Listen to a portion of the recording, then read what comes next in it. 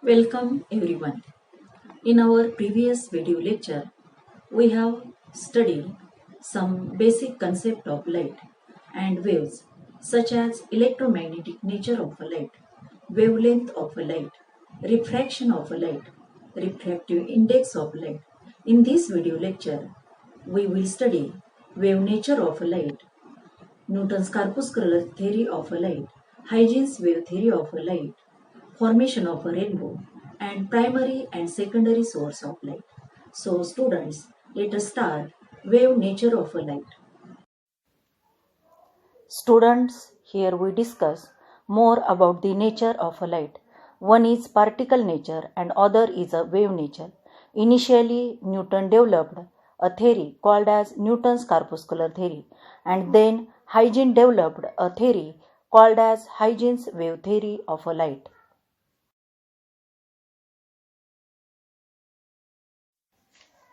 First, we will see Newton's corpuscular theory.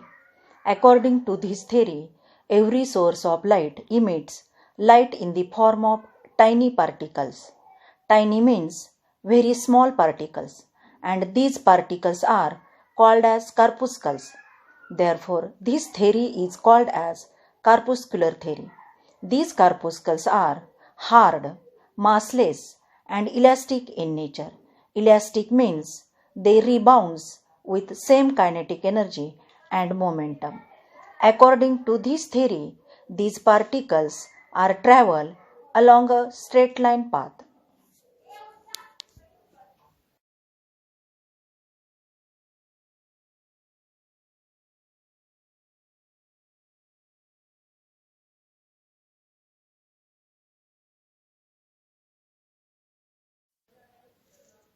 When these corpuscles enter into our eyes, then we get the sensation of light.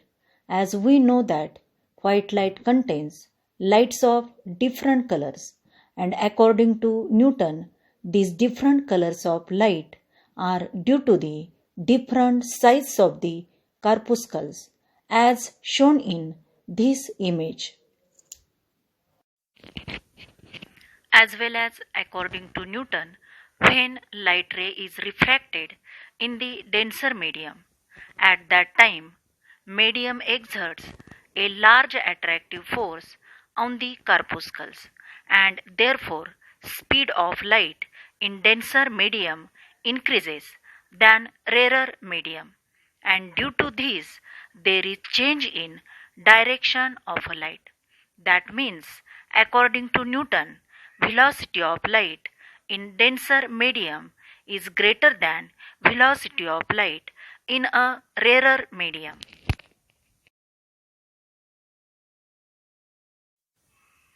Students, this theory gives satisfactory explanation of light phenomenon like reflection of light, refraction of light, photoelectric effect, and Raman effect.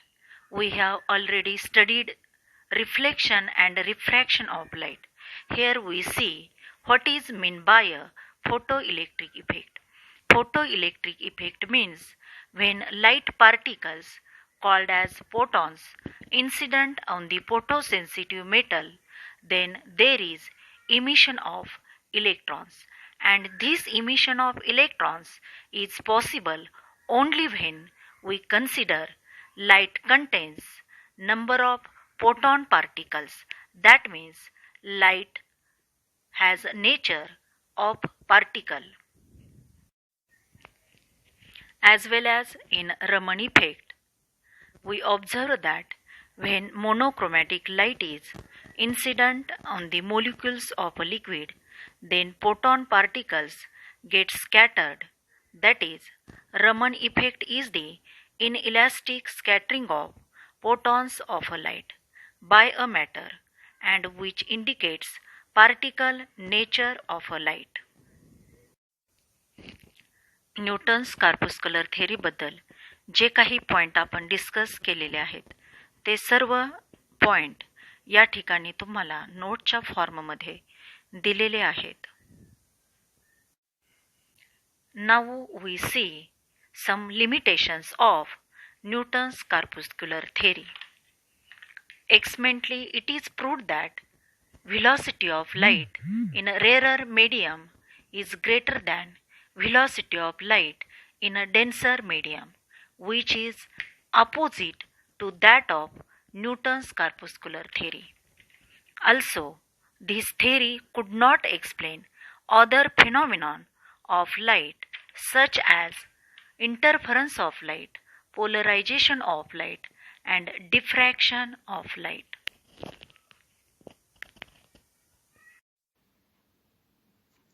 Huygens developed his wave theory of light. According to this theory, every source of light emits light in the form of waves, and these waves are created due to the vibration of particles of the medium. Also, he considered that an hypothetical medium means ether gas present everywhere in the universe for the propagation of light wave. That means this light wave also travel through vacuum with the help of ether medium. Also, these waves travel along a straight line path with constant speed through a homogeneous medium. Also, according to this theory, we get the sensation of light when light waves enters into our eyes. Also, according to this theory, light has different colors because light wave contains number of waves of different wavelengths. Also, he showed that speed of light in denser medium is less than that of rarer medium. Therefore, light ray bends towards the normal during the refraction. Thus, this Huygens theory explains most of the phenomenon of light. But this Huygens wave theory of light could not explain Raman effect and photoelectric effect. Therefore, this is the limitation of Huygens wave theory of light. And second limitation of Huygens wave theory of light is the scientist Michelson and Morley invented that ether does not exist anywhere in the universe. From above explanation, we can easily understand the difference between Newton's corpuscular theory and Huygens wave theory of light. Later, it is accepted that light has dual nature. One is particle nature and other is wave nature. Students, we have already studied that light is an electromagnetic wave. The spectrum of electromagnetic wave is shown in this image. Spectrum means classification of waves depending upon wavelength. As shown in the spectrum, the smallest value of wavelength is less than femtometer, that is less than 10 raised to minus 15 meter, and largest value of wavelength is more than kilometer. These spectrum are classified according to increase in wavelength as gamma rays, X-rays, ultraviolet rays, visible light, infrared rays, microwaves, and radio waves. Wavelength of visible light is in between 400 nanometer to 700 nanometer. The visible spectrum starts from violet with minimum wavelength up to red with maximum wavelength.